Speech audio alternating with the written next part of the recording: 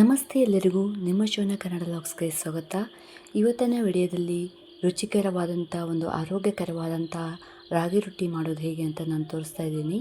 Video ಎಲ್ಲೂ skip ಮಾಡದೆ ಕೊನೆ ತನಕ ನೋಡಿ. ಈ ವಿಡಿಯೋ ಇಷ್ಟ ಆದರೆ ಲೈಕ್ ಕಾಮೆಂಟ್ ಕೊಡೋದನ್ನು ಮರಿಬೇಡಿ.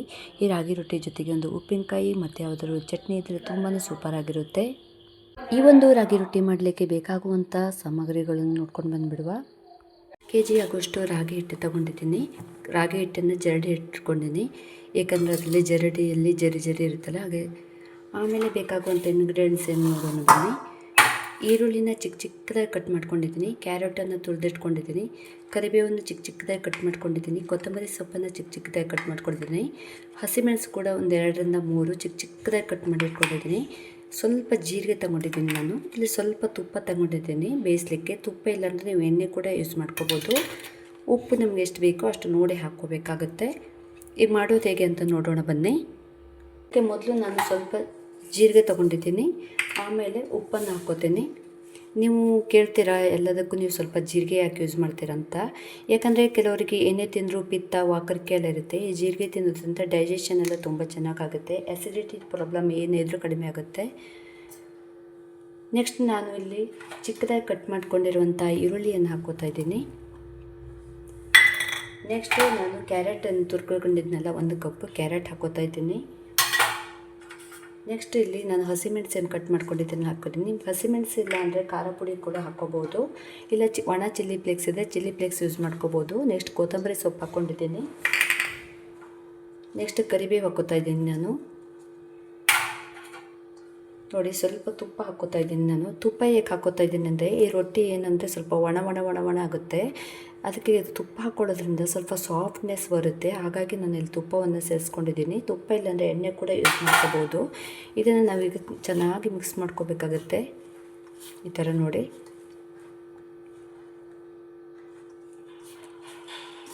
ಫಸ್ಟ್ ಈ ಥರ ನಾವು ಸ್ವಲ್ಪ ನೀರು ಹಾಕ್ತೀನಿ, ಹಾಗೆ ಈ ಥರ ಕಲಿಸ್ಕೊಬಿಡುವ. ಆಮೇಲೆ ನಮಗೆ ಎಷ್ಟು ನೀರಿನ ಹದ ಬೇಕಾಗುತ್ತಲ್ಲ, ನಾವು ಈಗ ಚಕ್ಲಿ ಹಿಟ್ಟು ಎಲ್ಲ ಕಲಿಸ್ಕೊಳ್ತೀವಲ್ಲ ಆ ಹದಕ್ಕೆ ಕಲಿಸ್ಕೊಂಡ್ರೆ ಸಾಕಾಗುತ್ತೆ. ಇದನ್ನು ನಾವೀಗ ನೀರನ್ನು ಸ್ವಲ್ಪ ನೋಡಿ ಹಾಕ್ಕೋಬೇಕಾಗುತ್ತೆ. ತುಂಬ ತೆಳ್ಳಗಾದರೆ ಕಷ್ಟ ಆಗುತ್ತೆ ಇದು ರಾಗಿ ರೊಟ್ಟಿ. ಈ ರಾಗಿ ರೊಟ್ಟಿ ಅಂತೂ ಹೆಲ್ತ್ಗೆ ತುಂಬಾ ಒಳ್ಳೆಯದು, ಆರೋಗ್ಯಕ್ಕೆ. ಈ ಶುಗರ್ ಇರೋರಿಗೆಲ್ಲ ತುಂಬಾ ಡಯಟ್ ಮೇಂಟೈನ್ ಮಾಡಲಿಕ್ಕೆ ತುಂಬಾ ಒಳ್ಳೆಯದು ಅಂದರೆ ತುಂಬಾ. ಹಾಗೆ ಮಕ್ಕಳಿಗೆ ಕೂಡ ಲಂಚ್ ಬಾಕ್ಸಿಗೆಲ್ಲ ನಾವು ಯೂಸ್ ಮಾಡ್ಬೋದು. ಬೆಳಿಗ್ಗೆನೇ ಲಂಚ್ ಬಾಕ್ಸಿಗೆಲ್ಲ ಈ ಥರ ಚಿಕ್ಕದಾಗಿ ರೊಟ್ಟಿ ಮಾಡಿಕೊಟ್ರೆ ಮಕ್ಕಳಿಗೆ ಕೂಡ ತುಂಬಾ ಇಷ್ಟ ಆಗುತ್ತೆ. ಕ್ಯಾರೆಟ್ ಹಾಕಿರೋದ್ರಿಂದ ಇದೊಂಥರ ಕಲರ್ಫುಲ್ಲಾಗಿ ಕೂಡ ಇರುತ್ತೆ.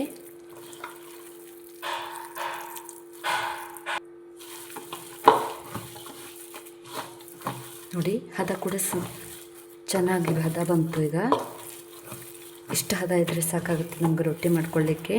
ನಾವು ಇದನ್ನು ಡೈರೆಕ್ಟಾಗಿ ತವ ಮೇಲೆ ಕೂಡ ಬಡಿಬೋದು, ಇಲ್ಲಾಂದರೆ ಬಟರ್ ಪೇಪರ್ ಇದ್ದರೆ ಬಟರ್ ಪೇಪರಲ್ಲಿ ಹಾಕ್ಕೋಬೋದು. ಪ್ಲಾಸ್ಟಿಕ್ಕಲ್ಲಿ ಹಾಕೊಂಡ್ರೆ ಏನಾಗುತ್ತೆ ಅಂದರೆ ತವ ಮೇಲೆ ಬಿಡೋದಕ್ಕೆ ಪ್ಲಾಸ್ಟಿಕ್ ಸುಟ್ಟೋಗೋ ಚಾನ್ಸಸ್ ಇರುತ್ತೆ. ಬಾಳೆಯಲ್ಲಿ ಇದ್ರಂತೂ ಇನ್ನೂ ತುಂಬ ಚೆನ್ನಾಗಾಗುತ್ತೆ. ನೋಡಿ, ಇಷ್ಟು ಹದ ಬಂದರೆ ಸಾಕಾಗುತ್ತೆ. ಉಂಡೆ ಕಟ್ಟಲಿಕ್ಕೆ ನಮಗೆ ಆರಾಮಾಗುತ್ತೆ.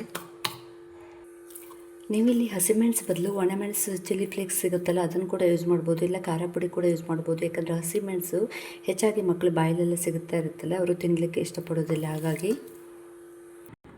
ಇಲ್ಲಿ ತವ ಕಾದಿದೆ. ಇವಾಗ ನಾನು ಸ್ವಲ್ಪ ಎಣ್ಣೆನ ಹಾಕೋತೀನಿ. 2 ಸೈಡು ಎಣ್ಣೆ ಹಾಕೊಳ್ಳೋದ್ರಿಂದ ನಮಗೆ ಕ್ರಿಸ್ಪಿಯಾಗಿ ಕೂಡ ರೊಟ್ಟಿ ಚೆನ್ನಾಗಿ ಬರುತ್ತೆ, ಟೇಸ್ಟಿ ಕೂಡ ಆಗುತ್ತೆ. ಹಾಗೆ ನೋಡಿ, ಎಣ್ಣೆಯನ್ನು ಈ ಥರ ಎಲ್ಲ ಸ್ಪ್ರೆಡ್ ಮಾಡ್ಕೋಬೇಕು. ಬಾಣಲೆಯಲ್ಲಿ ತವ ತುಂಬ ಸ್ಪ್ರೆಡ್ ಮಾಡ್ಕೋಬೇಕು. ತುಂಬ ದೊಡ್ಡದಾಗಿ ಬೇಡ, ಸ್ವಲ್ಪ ಮೀಡಿಯಮ್ ಸೈಜಲ್ಲಿ ಮಾಡ್ಕೊಂಡ್ರೆ ಸಾಕಾಗುತ್ತೆ. ನೋಡಿ, ನಾನು ಇವಾಗ ಅದ್ರ ಮೇಲೆ ತಡ್ತೀನಿ. ಸ್ವಲ್ಪ ಕೈಯನ್ನು ನೀರಿಂದ ಒದ್ದೆ ಮಾಡಿಕೊಂಡು ಈ ಥರ ತಟ್ಟಬೇಕಾಗುತ್ತೆ.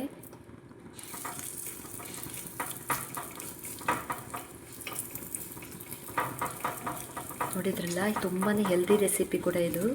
ಮಕ್ಕಳಿಗಂತೂ ಲಂಚ್ ಬಾಕ್ಸಿಗೆ ತುಂಬಾ ಇಷ್ಟ ಆಗುತ್ತೆ ಈ ಥರ ಒಂದು ರೆಸಿಪಿ ಮಾಡಿಕೊಡೋದ್ರಿಂದ ನಾವು. ಹಾಗೆ ನಮಗೆ ಚಟ್ನಿ ಜೊತೆಗೆ ಉಪ್ಪಿನಕಾಯಿ ಮತ್ತು ಚಿಕನ್ ಕರಿ ಏನಾದ್ರು ಇದ್ದರೆ ಆ ಥರ ಇದ್ದರೆ ತುಂಬಾ ಇಷ್ಟ ಆಗುತ್ತೆ. ಅದ್ರ ಜೊತೆಗೆ ಅದೊಂದು ರಾಗಿ ರೊಟ್ಟಿ ಇದ್ದರೆ ಬರೀ ಬಾಯಲ್ಲಿ ಕೂಡ ತಿನ್ಬೋದು. ಯಾಕಂದರೆ ನಾವು ಕ್ಯಾರೆಟು ಈರುಳ್ಳಿ ಎಲ್ಲ ಹಾಕಿರ್ತೀವಲ್ಲ, ಇದೊಂಥರ ಮಸಾಲೆ ರೊಟ್ಟಿ ಥರನೂ ಆಗುತ್ತೆ. ಸ್ವಲ್ಪ ನೋಡಿ, ಈ ಥರ ನೀರನ್ನು ಸ್ಪ್ರೆಡ್ ಮಾಡಿಕೊಂಡು ಈ ಥರ ಬಡಿಬೇಕಾಗುತ್ತೆ.